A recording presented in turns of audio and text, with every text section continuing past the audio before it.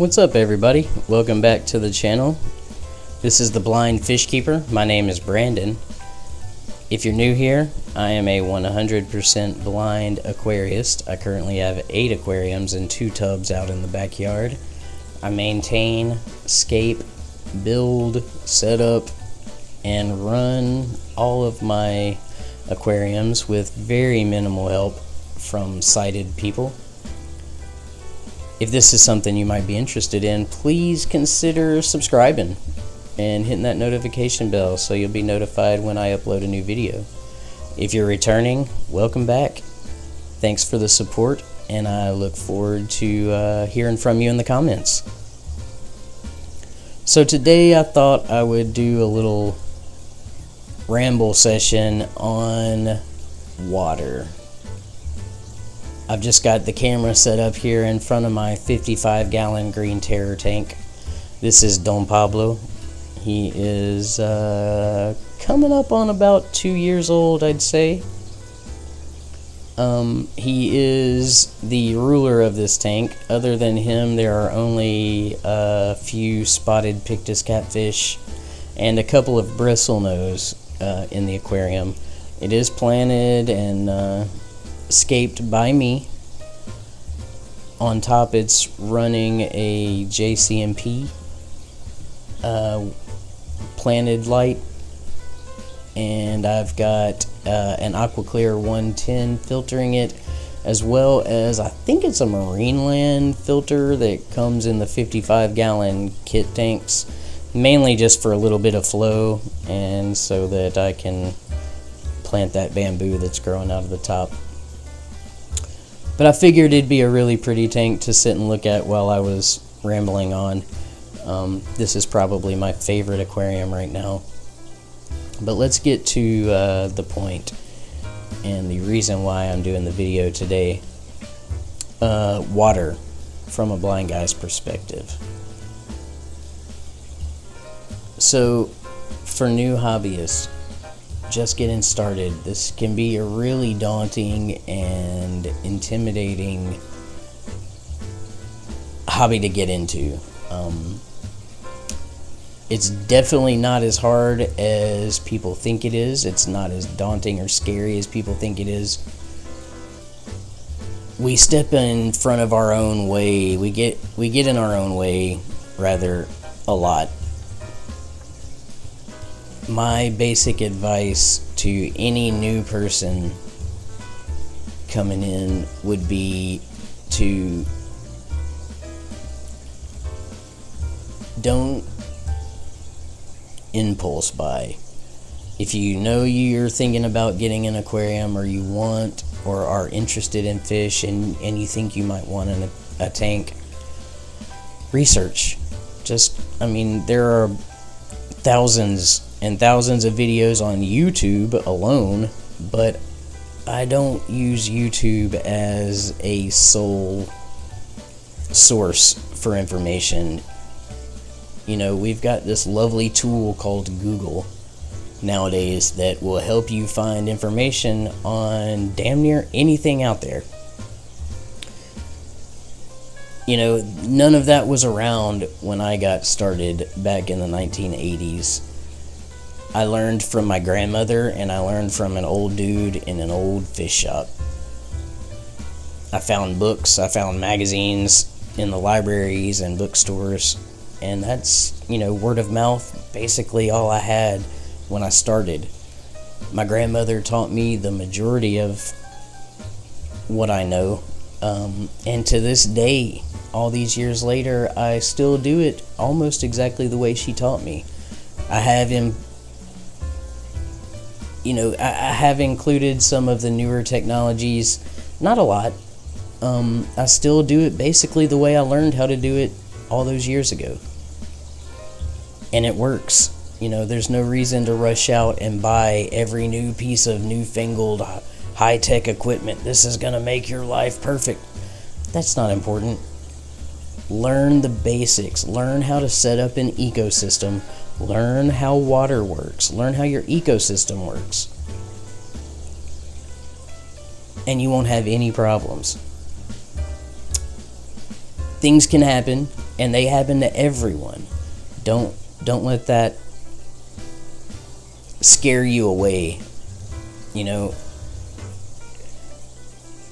in the planted stuff, and not necessarily even in the planted stuff, fish die, food doesn't get eaten, and it gets lost. You know, it'll fall down behind that plant or that rock or that piece of driftwood, and you don't necessarily see it. And in those cases, then you might have a spike in your ammonia or nitrites that can cause damage. And that goes to kind of my feeling on what I wanted to talk about today. And that's like the water testing side of things. We've got a whole bunch of really great people out here in our fish tube community that know a whole lot and are super successful. But I keep hearing, aside from the amazing advice, I hear stuff that, to my analytical brain, almost sets people up for future hardship. I'm not going to say failure, because I don't think it is, but I think it could be hardship. And what I mean by that is, people say in their videos, when you're setting up your first tanks, you know, stay on top of your water changes and do your tests. And then they follow up by, that's not how I do it. I don't have to test my water anymore because I can look in my tanks and I know when something's wrong. Or they say, I don't test as often anymore. I just test once a month or once every 2 months. And that works. And as you can see, there are tons and tons and tons of people that are wildly successful like this. But I challenge you to look at it this way. All the fish and all the little creatures that we keep, they have no control over the homes that they end up in. They have no control over the people that are taking care of them. And if you are going to take that kind of responsibility into your life, why wouldn't you want to offer it the absolute best care that you can? I've got over 30 years of experience, and I still test my water sometimes 2-3 times a week. It may not necessarily be the same tank every time, but I am always testing. I could go to any one of these tanks and probably tell you within 1/10 of a point or so, very accurately, what my water quality is going to be. And that's because I test all the time, even to this day. On top of that, I do have a rotation of water changes, and I don't change a lot of water. I just do, 20, maybe 50% on some of my bigger tanks that are more heavily stocked or have the bigger fish that produce a lot of waste. I'll do maybe a 50% water change in those, but I still run water changes every 5 to 7 days in a rotation on my fish tanks. And I look at it this way. When I go to a public aquarium and you walk through the door and you look at those tanks and those fish, I mean, look at how spectacular their stuff is. Look at the fish and how happy and vibrant and active and beautiful they are. In the public aquariums, these people that are taking care of this stuff are generally degreed, educated biologists, zoologists, aquaculturists. They don't slack on their jobs. They don't just walk through every day and go, okay, well, I've looked at it and it looks okay, so I don't have to worry about testing today. They keep meticulous records: food, medications, ages, water changes, even the dates of they keep incredible records of all of their tanks. And they don't do that just because. They do it because they want the absolute best. If you're going to keep some of these fish why have them and why remove them from a world? And I get that most of the fish we keep today are not removed from the wild. A lot of them are not removed from the wild. They're tank bred and raised, but how did they get there in the first place all those years ago? They were taken from the wild. Why not? I mean, wouldn't you want to keep the best representation of whatever species and specimens you're keeping? I personally wouldn't want to be under the care of anybody else and have them do subpar care for me. And I'm not gonna put that on any of my little creatures that I keep in my fish room. My tortoise, my dogs, they're all gonna get the best that I can possibly give them. I almost feel like, on top of that amazing advice, these big power channels, the major influencers, when they say, these days I don't really do a lot of testing anymore because I can look at a tank and I just know when something's wrong or when it's time to do something maintenance-wise. I feel like that's almost setting new hobbyists up for, I don't know, hardship. Not necessarily failure, like I said, but I'd like to see us move away from, I don't have to do it as much anymore because I know, rather than, why not teach people to take care, maintain, and love their animals the way that the professionals do it. That's how I try to run my fish room. And that's how I feel like a lot of us should do it. That's how I feel like all of us should do it.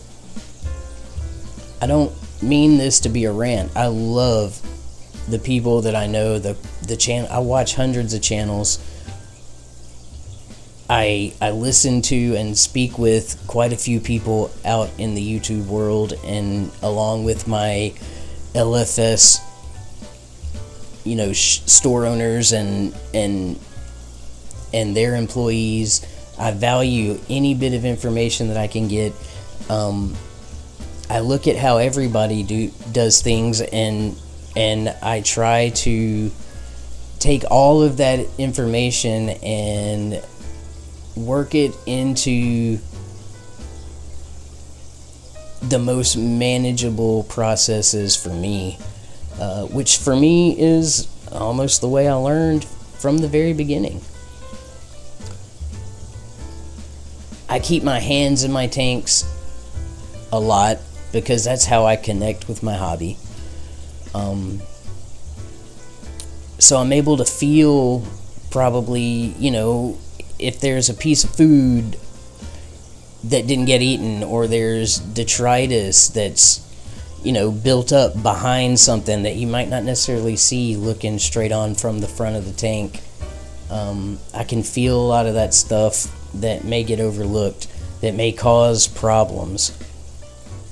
And that may also drive me to do maintenance a little bit more in depth than other people. Because outwardly my tanks look really good, but if you get your hands in and you start feeling around in those little nooks and crannies and all the different places, you'd be surprised at what you find just built up.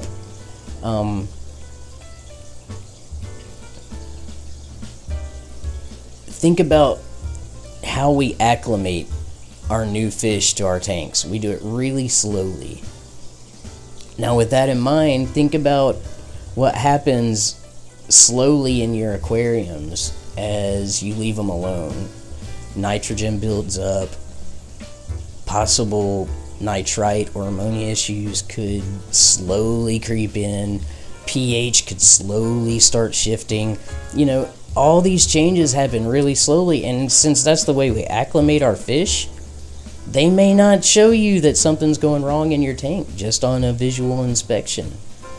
How are you going to know without the shadow of a doubt unless you're doing the test and you see the hard numbers in front of you? This is just how I do it. This is how I know that my animals are happy, and this is how I know that they're healthy. This is how I know that what I'm looking at is truly a healthy system. I just feel like some of the advice, or not even advice necessarily, but just some of the passing comments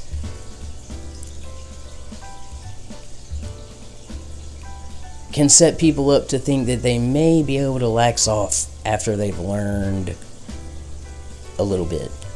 Or it may even cause people to think that they know a little more than they actually do.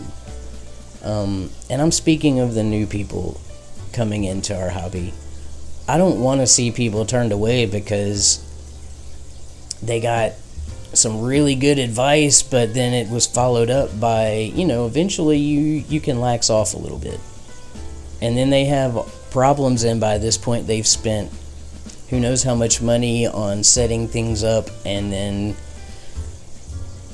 catastrophe happens and they decide that it was all a big waste of time. And they never come back. I feel like we should be